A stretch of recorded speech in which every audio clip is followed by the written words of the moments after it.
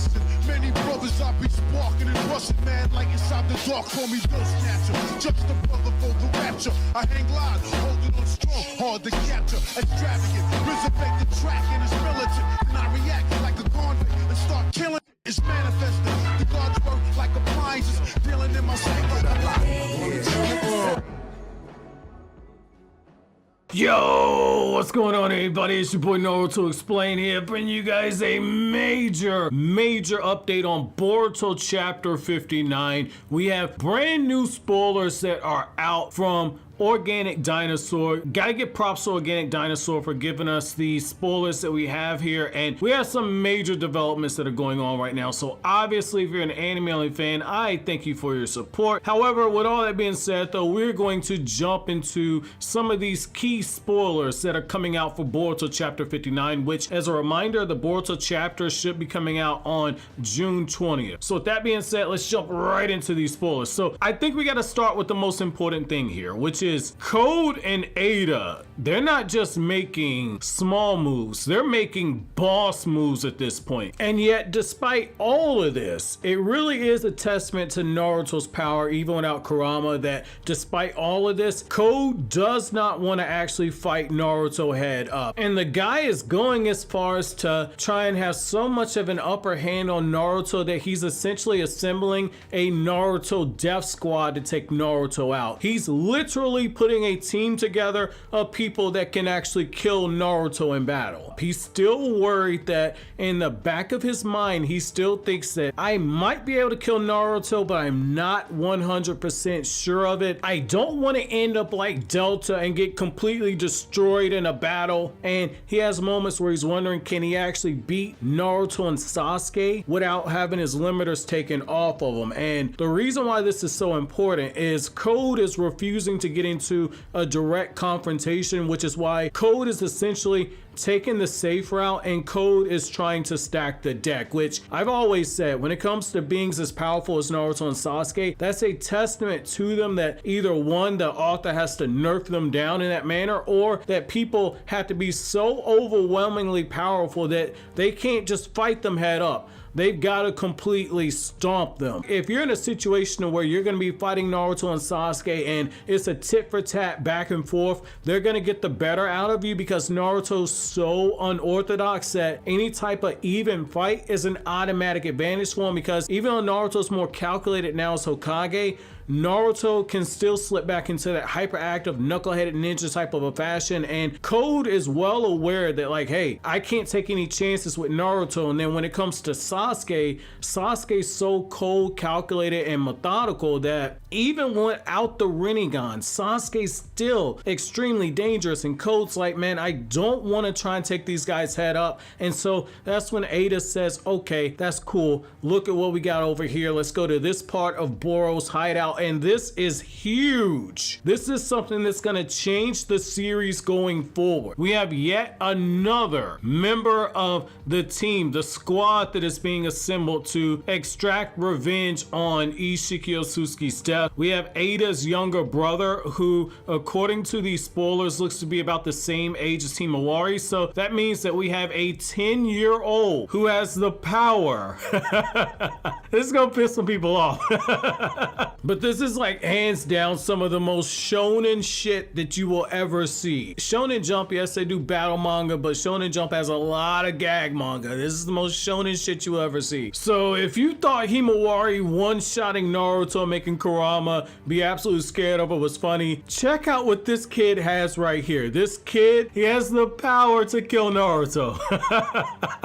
Yo, let that sink in for a second. This 10-year-old kid has the power to kill Naruto. I know somebody's like, yo, this is cap. Nah, this is not cap, man. Like, on the real, this 10-year-old kid, his ability is broken. His ability is broken. So I do gotta say this though. This says a lot about how much you can't trust Amado. So Eida is at least of drinking age over there in Japan. Here's another thing you gotta kind of keep in mind. Her younger brother is about the same size and height as Himawari, which means that he could be 10 years old like Himawari. He could even be younger, since girls tend to hit that growth spurt a little faster than boys when they're younger, if I'm not mistaken. But the reason why this says a lot about Amado is that means he took a small child like this and he turned the child into a cyborg. He replaced part of his body with ninja weapon tech. That says a lot. Like, we know that Jigen was touching kids and trying to get the karma seal. We know that that type of stuff was going on, that Amado was helping, but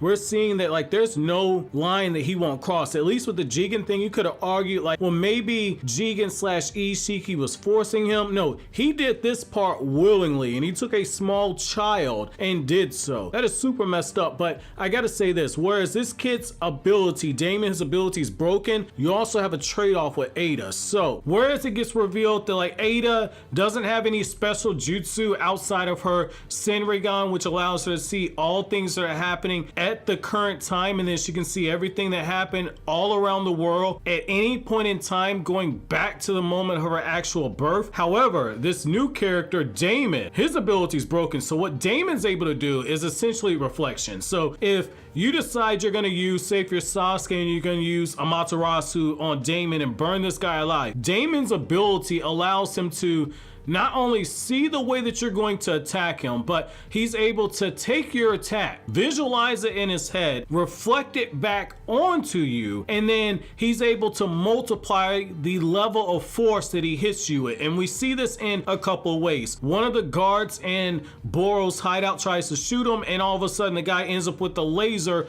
burning through his head. The other guy tries to throw an axe, and all of a sudden the dude has an axe going clean through the guy's skull, and you had Damon basically sitting there clapping, acting like a happy kid. And this is what's crazy about this. Essentially, you're gonna have to be in a situation where when you're fighting this guy, you're not thinking of the way you're actually going to kill him. And for characters like Naruto and Sasuke that are so methodical and calculated in the way that they fight, especially Hokage Naruto now, that's going to be a problem. That's going to be a problem, because the moment they think of how they're going to kill him, he's going to be able to reflect that ability back onto him. Like, it looks like Himawari has a bit of competition when it comes to being the most broken preteen that's out there, because this kid Damon is a freaking problem. Now, the other thing that we have here is essentially by getting Eida's younger brother, we now have 3 people who are in agreement that Naruto's got to die. Like, Eida makes the line to Code and says like, hey, please don't actually kill the Hokage, because if you kill the Hokage, it's gonna make it very hard for me to actually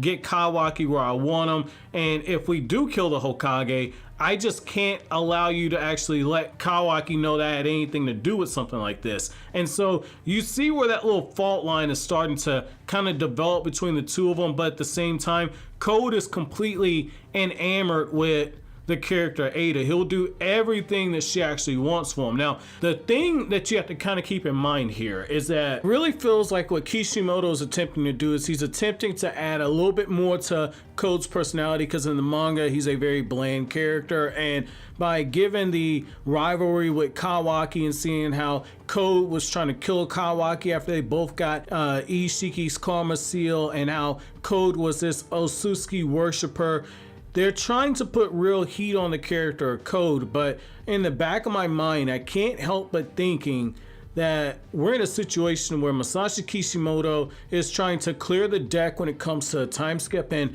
essentially get rid of the characters that he didn't actually create himself when he was just the editor for the series. Because when you really look at it, it really feels like there's more emphasis being put on Damon and Eida, 2 characters that have been created since he himself has taken over the actual story. So I think Code is a misdirection. I don't think that Code's going to be that character. I think that there's more interest in the character Amado. I think that there's more interest in Eida, and there's more interest in the character of Damon. But I don't think that you're going to be in a situation where when it comes to antagonists, we're going to be going into a time skip where you have potentially Amado as an antagonist that is inside of Konoha, and then you're going to have Code outside of Konoha. I'm not too sure if we're going to have both of those going into the time skip. It's possible, but it kind of feels like to me this is Kishimoto losing interest in Code, and that's kind of why Code is essentially turning into a simp. But that might just be me. I might be reading a little bit too much into that. It's just that the radar's going off here. Now, speaking of Amado, we got to kind of move over to the character Amado, because we've kind of established Code does not want to fight Naruto head up. Hence the fact that he has the Naruto Death Squad being assembled. Moving onward, we also have to look at the latest plot twist that's going on, which it isn't necessarily a plot twist if you've been thinking along the same lines as myself and other people have said. You cannot trust Amado. Amado is an unreliable narrator. Amado has ulterior motives. Essentially, Sumire has put her cards on the table, and it's a very dangerous thing that she's done here, because essentially she's let Amado know, I am keeping eyes on you, and I definitely think that you're trying to do something that's going to double cross Naruto, and you're going to put Boruto and Kawaki in danger. I'm not letting you get away with it. I've been watching you from the very moment that after Ishiki was defeated, you looked over at everyone and you said, well, is Kawaki okay? You were more concerned with Kawaki being alive than anybody else, and after that you were completely okay with anything that happened, and now you're talking about trying to give Kawaki another karma seal. I don't care what you're saying about the fact that Kawaki's body is 80% Osusuki and that he still has that power, and that this is merely to help Konoha get more powerful to defeat Code. The fact is you're trying to put that karma seal back on him, and we don't know your motives. What are you actually after? And Amado looks over at Sumire and says, did Shikamaru put you up to this? And Sumire at least keeps that bit of information to herself. However, she's overplayed her hand, and Amado says, you're an idiot. You're an idiot. If you're trying to get more intel, you should have kept that to yourself. And Amado, according to the translations that we have from Organic Dinosaur, Amado's got a sinister expression at this point. So the fact is that Amado is clearly up to something, trying to give Kawaki a karma seal, getting in this kid's head and playing around with his mind to take advantage of the fact that he feels useless without the karma seal. Like I've said, I think he's going to find a way to get the karma seal back. I didn't see Amado being able to scientifically engineer a new karma seal on him being the way, but the fact is that he's put that nugget into Kawaki's head, and Kawaki is going to accept that karma seal at some point. So Amado's dirty. Amado's dirty. Think of Amado like Orochi from One Piece, okay?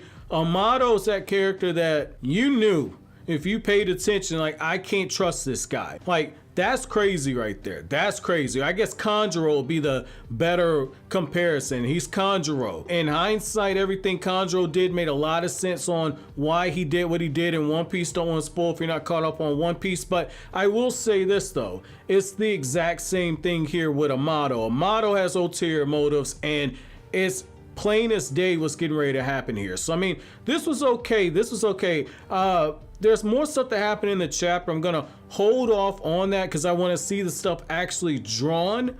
That way I can give you a full analysis on that. So the chapter will be out on June 20th, the same day that Naruto and Sasuke versus Jigen takes place. So expect the anime episode that morning, and then expect the chapter review probably in the afternoon around that time. So with all that being said though, my question to you guys is, how do you feel about number one, Amado being suspect, and then number two, how do you feel about Damon's ability? Do you think it's too broken? Let me know down in the comment section below. But as always guys, if you like anything I had to say, don't forget to comment, rate, subscribe, and share. Thank you so much for watching to the end. Have an awesome day guys.